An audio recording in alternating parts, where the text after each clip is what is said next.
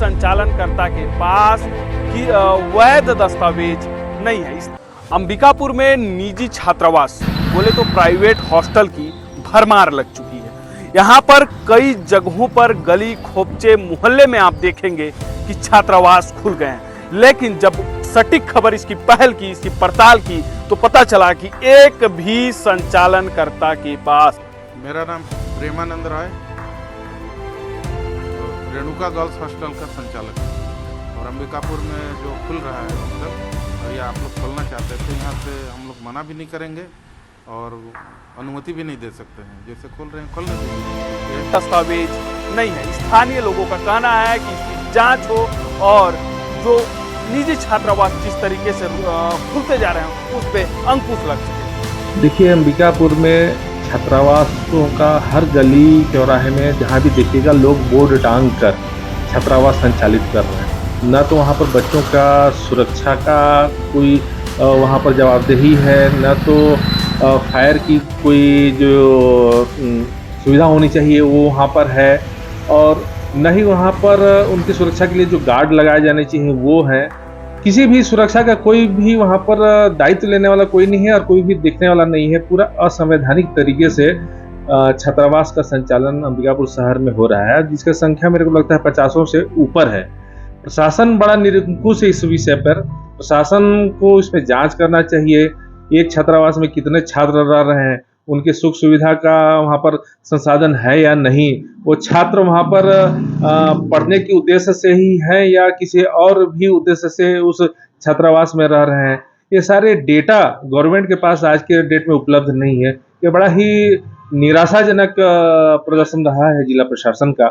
मैं तो यही मांग करूँगा कि पूरे जितने भी छात्रावास हैं उसका जांच हो, कहाँ के बच्चे रहते हैं उनका पूरा आइडेंटिफाई किया जाए, उनके आधार और स्कूल का पूरा जो पंजीयन होता है और सारे डेटा रजिस्टर में उपलब्ध हो, प्रशासन के पास उपलब्ध हो। इसके बाद उनके सुरक्षा के लिए वहाँ पर क्या तैयारियां हैं, फायर की क्या वहाँ पर स्थिति है, सारी चीज़ों को देखते हुए उनको एक विधिवत वैधानिक लाइसेंस जारी करें, ताकि शासन और प्रशासन के पास यह जानकारी तो हो कि शहर में कितने छात्रावास हैं और कौन कौन बच्चे किस छात्रावास में निवासरत हैं।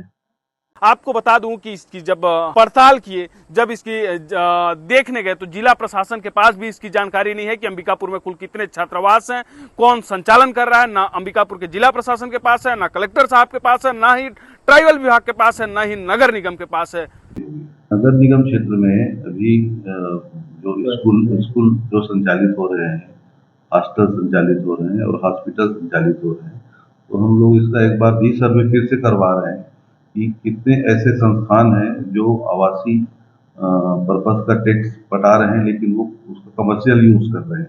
तो उसी सिलसिले में तीनों चीज का हम लोग पुनः एक बार सर्वे करवा रहे हैं।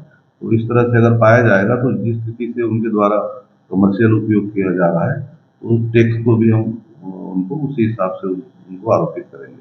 आखिर इस निजी छात्रावास प्राइवेट हॉस्पिटल को कौन सा विभाग देख रहा है, आखिर इसकी जानकारी कहाँ मिलेगी, ये किसी को नहीं पता है। लोगों का कहना है कि इसका कहाँ है, क्या है, जैसा चल रहा है वैसा चल रहा है।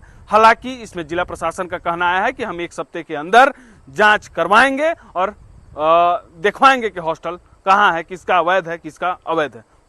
हॉस्टल पर तो कोई विभाग निगरानी अब तक नहीं रखे हैं, ना कभी यहाँ पूछने के लिए कोई आया है।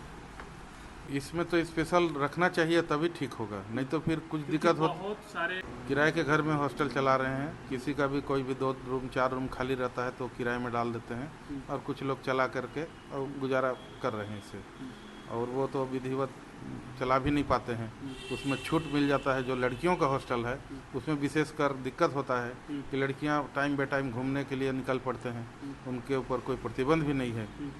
और मेरे यहाँ तो हम लोग गार्ड रखे हैं बाकायदा, रात को शाम को 6 साढ़े 6 दृष्टि तो इसमें कम ही है, लेकिन ध्यान तो नहीं दे रहे हैं कोई शासन इस पर।